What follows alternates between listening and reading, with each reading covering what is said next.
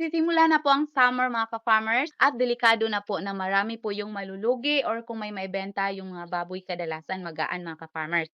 Yan po yung mangyayari kung wala tayong sariling patubigan, wala tayong automatic water drinker kung saan po makakainom palagi yung ating mga baboy. Dahil yung ating mga baboy mga ka-farmers hindi lang po pakain, yung magpapabili sa kanilang paglaki, yung magpapabigat sa kanila, tubig din po mga ka-farmers.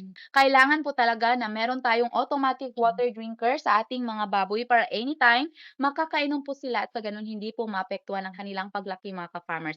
At para po sa mga backyard hog racers natin dyan na wala pa pong automatic water drinker, meron po tayo dito. May kasama na po siyang elbow mga ka-farmers. Stainless steel, hindi kalawangin. So makasiguro po kayo na mapakinabangan ng mas matagal mga ka-farmers. Ayan po.